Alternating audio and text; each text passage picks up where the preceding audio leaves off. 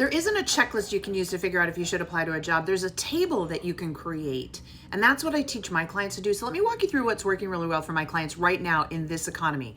So you want to go and create a table where in the first column, you look at every single thing they're asking for in the qualifications and requirements of the job description and put it in the first column, okay?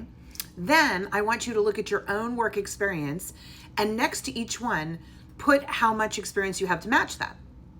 So whatever your experience is, if you don't have it, leave it blank, but fill it all up, okay? And then what I want you to do is just highlight in green any place where your experience actually exceeds what they're asking for, right? So if they said they want 5 years, you've got 10, that would be green, all right?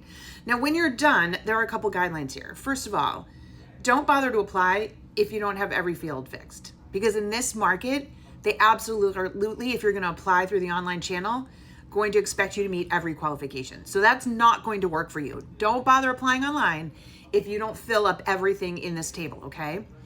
Same goes for if you have a whole bunch of green, right? You know, if like 50% of this says you're overqualified, don't bother. They're not going to check you out either. They're looking through the channel of applying online. They're looking for an exact fit.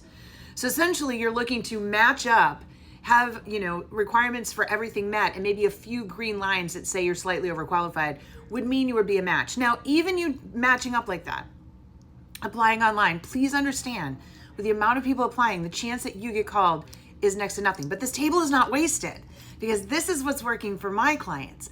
What we're teaching them to do is to make this table look nice, save it as a PDF, and then we have them put together this really short connection story. So this is the story of why they really feel connected to the business, what the company does. Maybe it's like the type of work, you're really passionate about the work.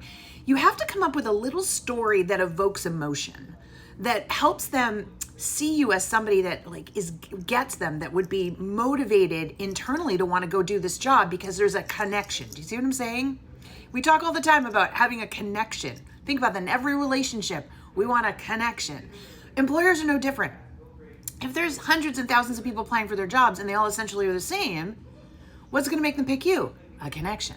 So we teach our folks this really cool technique. They create this little connection story. And then we have them go find some people on LinkedIn, or if they can get their emails at the company, and we have them ask them to connect. So they just say, can we connect? I have a story I want to share. That's it. So now, not everyone will connect with you, but usually if you hit up enough people, they do. And you say, I'm a huge fan of the company. Attached is the story, why, connection story. In fact, I'm so passionate, I just applied to your XYZ job, encloses a table of how I'm a match for the role. I would love to get your advice on what it would take to earn an interview. Notice you're not asking that person to send you to the hiring manager or to, get you to the recruiter. What you're doing in this instance is leading with a story saying, hey, I feel a connection to your company and what you do, so bonding. And then, would you give me some advice? And I'll tell you why this works so well, asking for the advice, but attaching the little table. Because they can already see your LinkedIn profile, and that's essentially a resume. But the table shows how you're an exact match. And this is where it gets good. If they love the connection story, and then you ask them for advice, people love to give advice, and then they will love that you ask them for advice. So they then will look at it and go, well, maybe I'll just forward them on to the hiring manager. You wouldn't believe how well that works. And let me tell you, if you talk to anybody in the venture capital world and people who are starting businesses, there's an old saying that you never ask somebody to give you money, you ask them to give you advice. Well, in job search, you never ask someone to give you a job, you ask them to give you advice. So this little technique that I just laid out for you, it works like you wouldn't believe. And you're not going to get everyone to respond, but again, we play the numbers a bit. If you hit up enough people and you get a couple of them to connect and you say, here's the story, why I'm a fan, and could you give me your one piece of advice? Because I'm trying to get this job with your company. Here's the table that shows I'm a match. You wouldn't believe it, but guess what happens? This is the back channeling I'm talking about. All of a sudden, it's in hiring manager's hands. Now, if you made it this far and you're going, JT, that sounds like too much work, then go ahead, keep trying to apply online and not getting any results. Or why wouldn't you give what I'm suggesting a try? It's not any more work. And it really gets you in front of them and in a position to get hired.